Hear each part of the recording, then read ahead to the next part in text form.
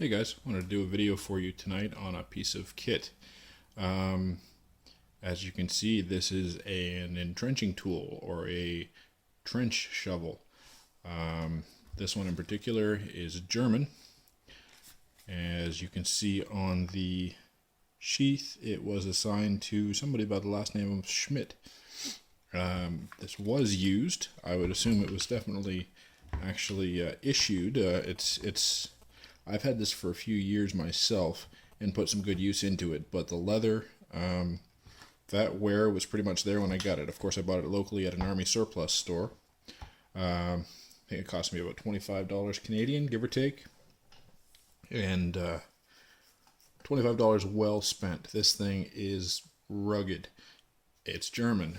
So as a general rule, I would think of most things I get in Germany as being well built. This is no exception. Nice sturdy handle.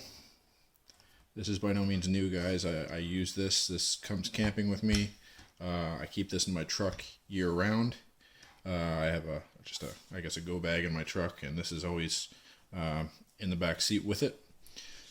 I've used this to pick at ice, to dig snow out from underneath a car, anything you could imagine, in the woods.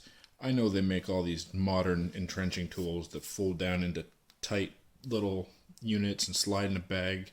I know SOG makes them, and I'm sure they're great, but there's something to be said about a big, heavy piece of steel. This thing could easily double as a weapon once you get it out of the sheath, or even in the sheath. You're still not going to want to be hit by that thing. It's pretty hefty. Again, I think it cost me about $25.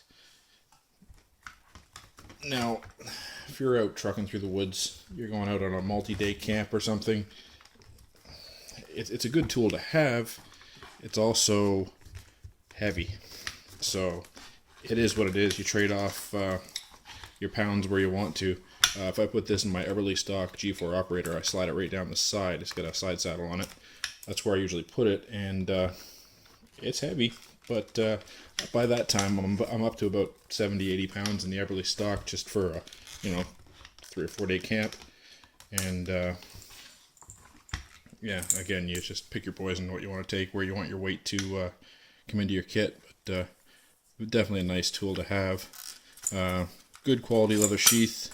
As you can see, it's well used. Stitching and everything on it is this thing was made in 1965, so it's holding up all right in my books. And here we are. As you can see, it is not something that just stays put in a corner as a piece of memorabilia. Not that it's got any real historic significance anyway, I don't imagine. It's it's an entrenching tool. Pretty easy to operate. Essentially, you push in this plunger, which hasn't been used in a while. There we go. Push in the plunger, and then you can rotate out whichever tool you want. So you got your shovel, push in the plunger again. Have your shovel at a 90 degree if you need to do some scraping with. Use it as a hoe, essentially, a really wide one. But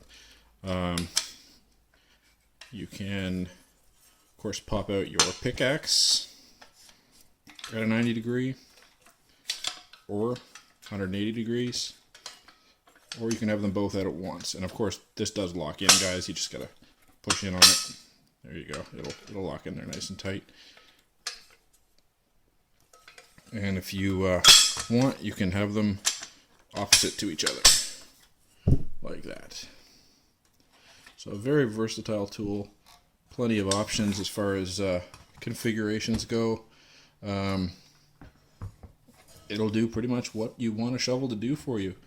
If you want to start hacking at some dirt and digging yourself a trench, you can do that. That's what it was meant for. So if you need to dig yourself a hole for relieving yourself in the woods, you can do that too. Like I said, I've recently been using it more for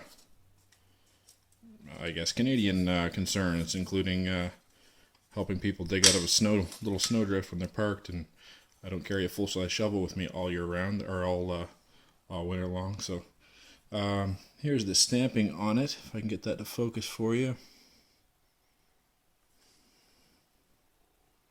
There we go. 5120, 12-121, 1532. A little person with a shovel in 1965. I can't tell you what these have stand for. I have looked these up and found identical ones on the same year model of shovel. I'm not sure if it's, you know, where it was made and what regiment it was assigned to or anything like that. I don't know, but like I said, I'm not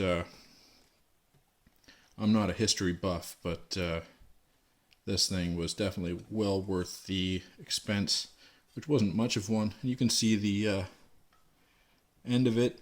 It's got a bevel on it. It's not sharp. It's really not sharp, but you can see they've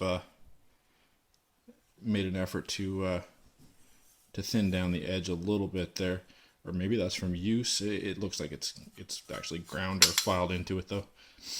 Of course, it was all OD green to start with. It looks like it's had a little yellow, maybe a primer under the OD that we worked our way down to.